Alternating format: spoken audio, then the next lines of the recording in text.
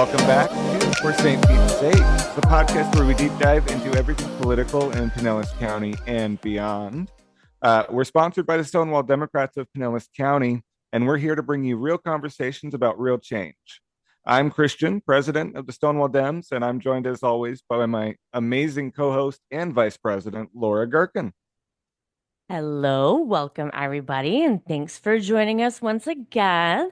I'm really excited because we have another really special guest here today. She is, in our eyes, a rising star here in Pinellas, and she's using her voice to generate real change across the country. Today, we're going to have an interview with Sabrina Bousbar. She's going to talk to us about her time as a candidate for Congressional District 13, which was here in Pinellas County, which she ran in the primary in 2024. Yeah, 2024. And then did not win in the primary, but she's going to talk about how that process was. So one of the things that I did want to go into real quick that before we get into is a little thing called Citizens United. It was a court case back from 2010 with a group called Citizens United that wanted to release a political movie criticizing, guess who? Nobody else but Hillary Clinton just before the 2010 election. There was a law back then that said how much corporations and organizations could spend on political ads in a certain amount of time before the campaign or before an election. So Citizens United, the group, sued the government and saying that that law violated their First Amendment right to free speech.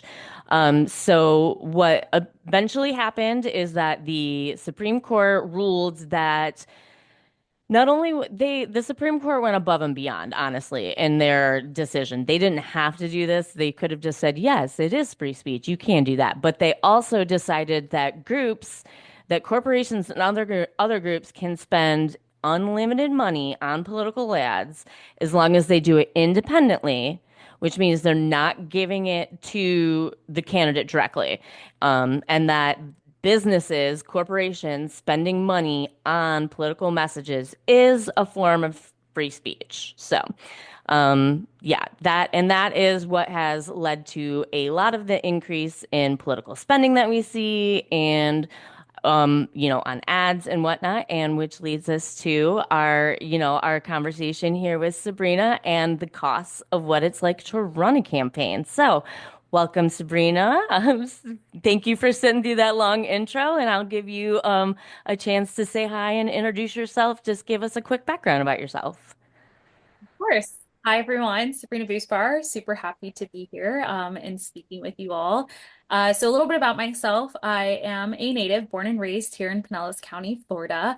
My parents came to the country about 34 years ago. So my dad's Moroccan, my mom's Colombian. So I grew up in a different kind of household than your normal American household, but always was, told how amazing America was, that you have the ability to stand up for what you believe in, show up for your communities, that you have your rights and liberties. And so I've always been so patriotic about this country. And when I was in college, I learned quickly where our political dynamics were going, especially when we elected President Donald Trump. And so that was a pivotal time in my life where I decided I was not doing enough. And so I got involved.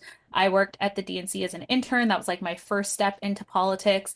And then after I graduated, became an organizer. So I organized across the country for President Biden, got him elected, and then was in his administration where I took on COVID response.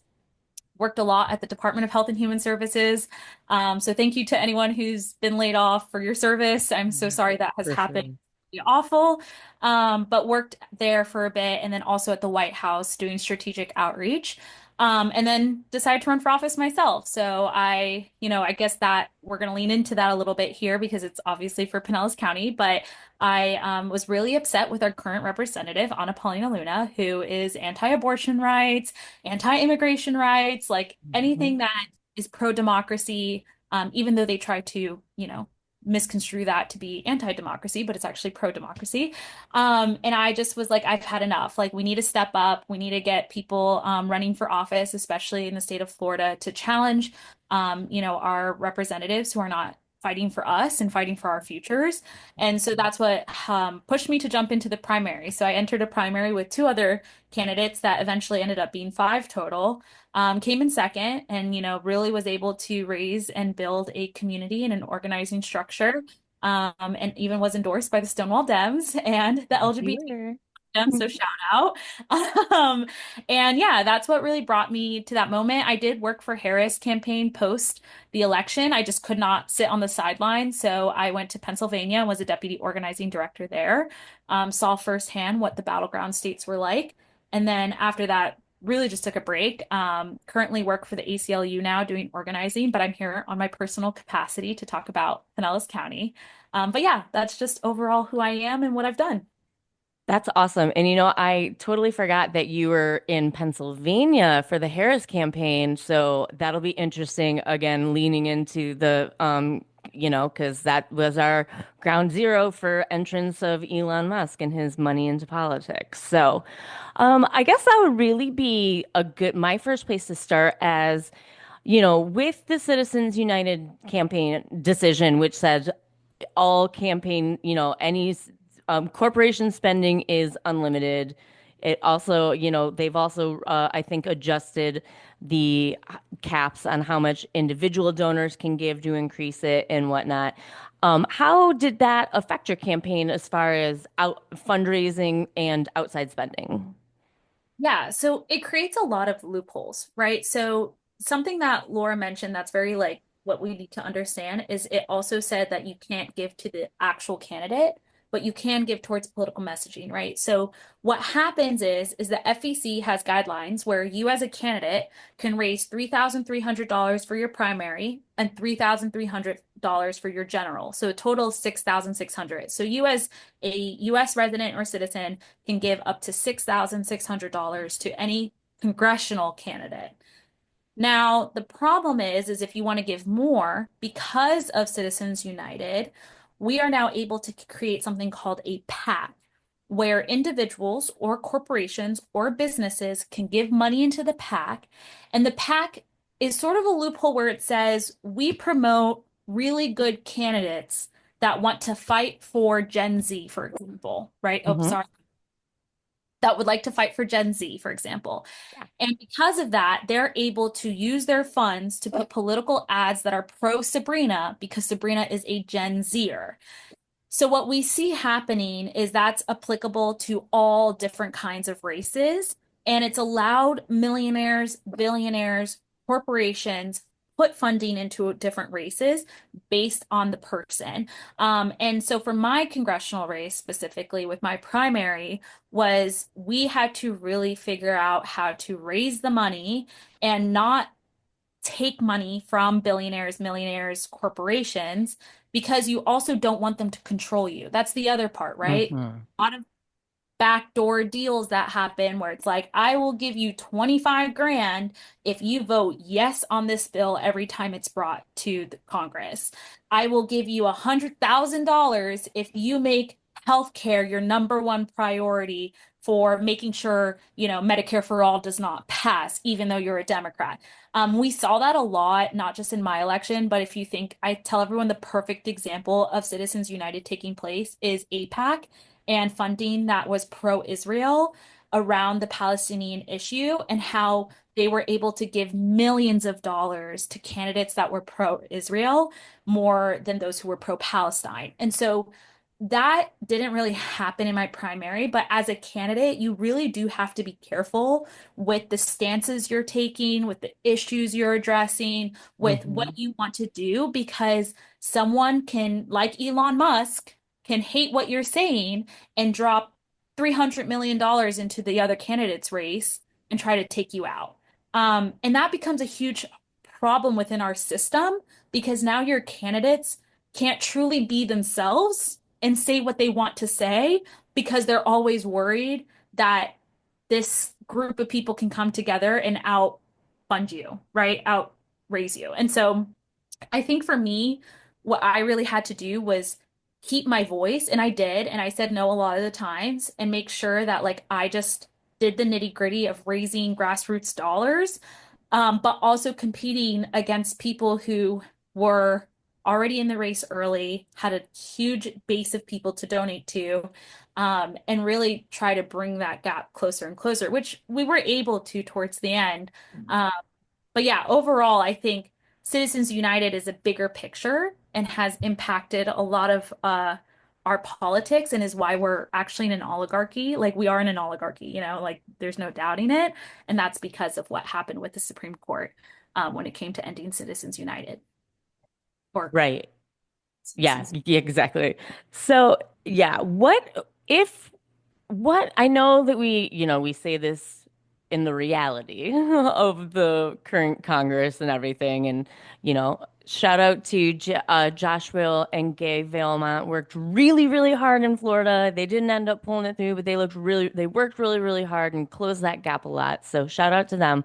But if we could do any like reforms, moderate or to the best, whatever you would think. Like, what would you think would be the best ways to reform campaigns so that it is possible that you don't have to have wealthy friends, wealthy business owner friends, whatnot, to be able to have a sustainable campaign?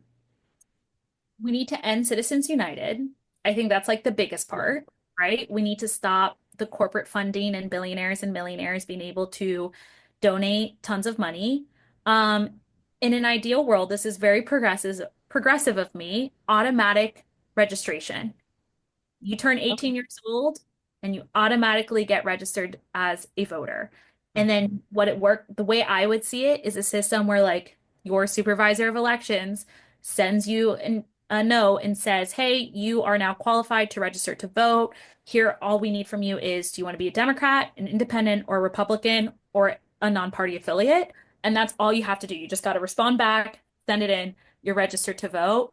I think that is a policy slash legislation we should try to push forward that no one really talks about is like Mhm. one of the biggest problems right now is that people don't register to vote. And so we need people to spend money to get people to vote, right? Like, so I think Okay. just thinking about that would help the constraints of people like me who don't come from a huge wealthy background or don't have like the millionaire and billionaire connections that I need to raise money still be successful because the higher the voter registration, the higher the people will vote, which means they will have a say in like who wins and who doesn't.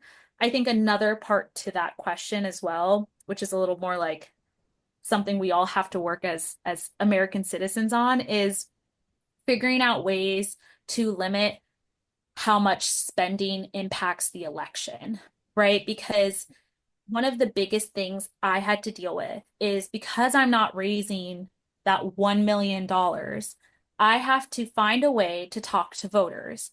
And in Florida's market specifically, it is super expensive to do that. I would love to send every Democrat a mail-in of me and what I want to do and who I am and all of that. But that's going to cost me $500,000 because I have to send it to them at least 3 times before they actually read it. And even then, you need to send it like 5 to 7 times to actually make it have an impact on the voter. And so, what we really need to work on is finding a way to create a structure where people are able to hear and learn from their candidates before voting that isn't just based on funding. But it is tough. We're in a capitalistic country, so everything is derived by money. And that's hard for us to like really try and change. But I think the biggest focus is end Citizens United. And then also, how do we really help people register to vote and make it as easy and accessible as possible? That's really interesting that you said that your first response was to get people automatically registered to vote. I didn't think about that, but if you think about, I mean, other countries like in Europe, they have much stricter campaign finance rules and rules that we used to have about when you can spend money on, advertisements and whatnot.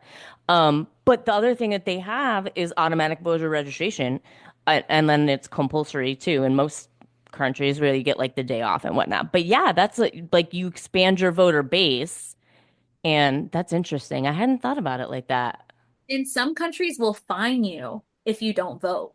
Go Yeah, to go vote. my aunt and uncle lived in Uruguay for a while, and they were across the street from a school, I think, which is a polling place. And so yeah, they that's what they said. You got a fine. It wasn't like crazy, but still, it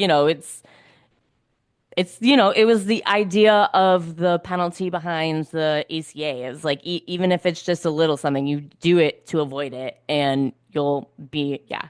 Anyway, so we talked about about reforms, and so do you think that with overturning Citizens United, do you think, I mean, again, we all know the world we live in, but do you think that is something that we should do legislatively, or should that be another court decision?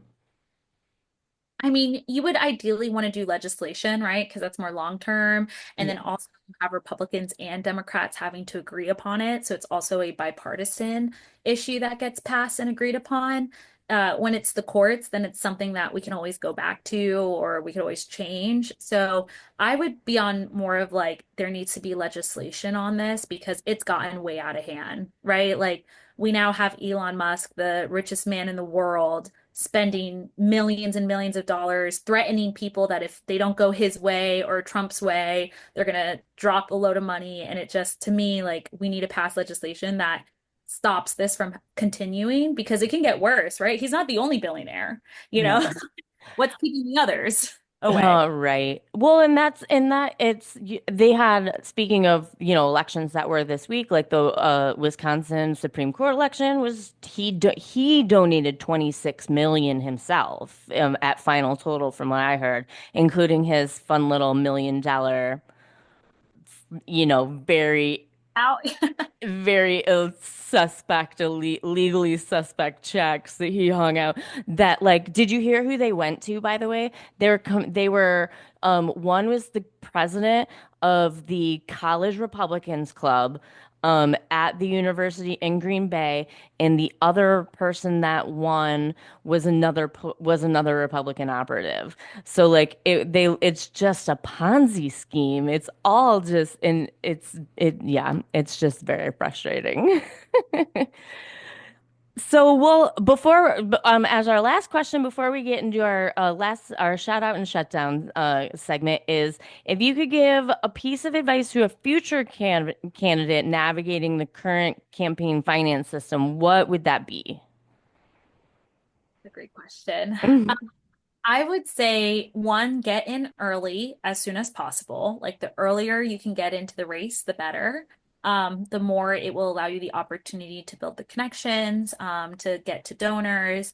And really, it's the nitty-gritty of grinding every day. You have to do something called call time, where you are calling people for money all day. And you really just have to be able to push through it. And so I always, when people do call me because they're thinking about running themselves, and I tell them, the biggest thing is being ready to grind it out because there are going to be days you don't want to do it and you have to do it. And you just have to keep calling and calling and calling because you will get those surprise little nuggets.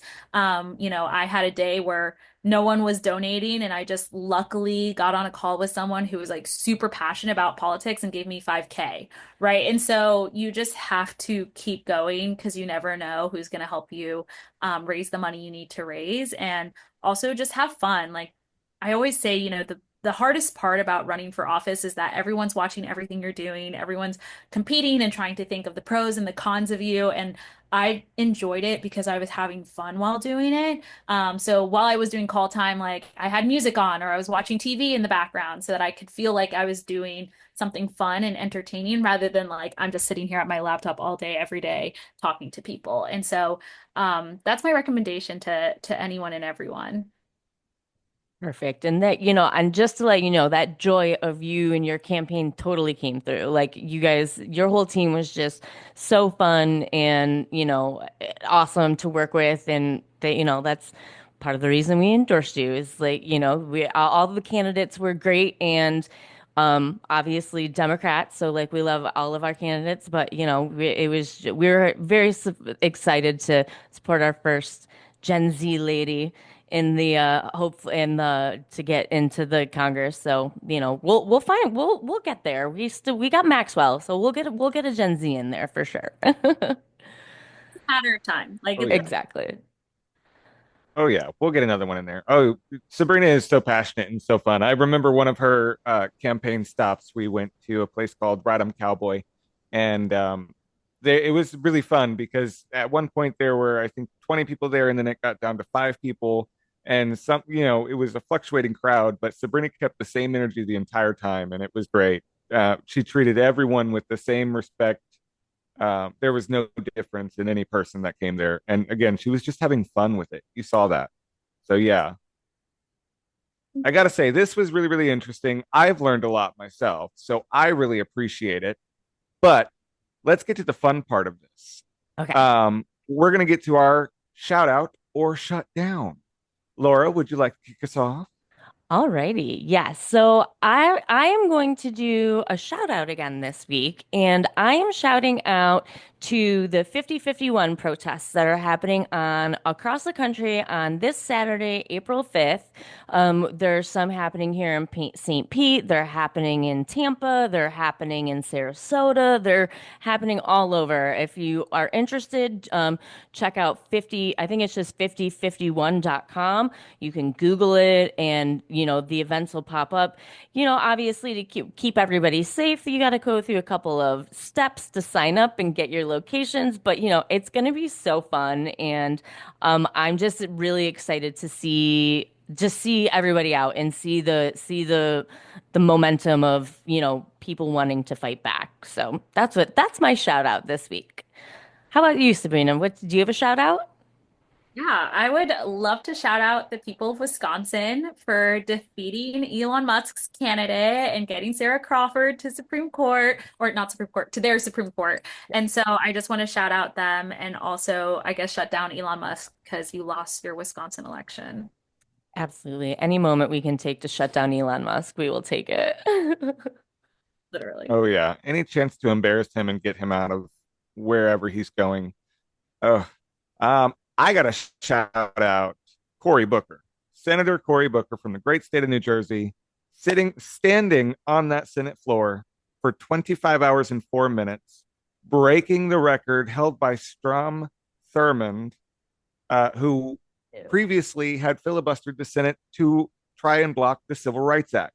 So to see Cory Booker stand up there and stand up advocating for Medicare, Medicaid, and Social Security, advocating for middle class and low class Americans, the average American that I am, I got to shout that out because I am very appreciative of him. And if there is a rising star in leadership, it might just be Cory Booker. Yeah, Corey, I've been a fan of Corey since, his presidential campaigns. And he's another one that you can just feel the joy and the love coming out of him. Like, he is truly one of those people that's like a public servant. He's just like, he loves helping people. And And yeah. his cousin is RuPaul, so it's got to run in the family. Oh So my gosh, I didn't know that. his biological cousin is RuPaul. Oh my gosh, I that is amazing, Cory Booker lore. Oh my gosh, thank you for sharing that. That is so awesome. Absolutely. Okay, well, Little thank you piece of so that. much for joining us this week, Sabrina. We're gonna yeah, so I'm sorry. That's all right. That's all right. Well, Sabrina, thanks so much for hanging out with us on this week, and everyone watching, thanks for hanging out with us on For St. Pete's Sake. We hope today's episode was enlightening and entertaining. You've been a real treat, Sabrina, and we appreciate your time so much. Thank you for being here. Thanks for having me, y'all. Yes, and please remember to follow us on Facebook and Instagram and TikTok and Blue Sky. You can find us at for Saint.Pete's sake. That's at for Saint.Pete's sake, two S's in a row there. And subscribe to our podcast wherever you listen. We'll be back at you next week with more stories for people doing the hard work and making our community better. Until next time, for St. Pete's sake, keep pushing for change.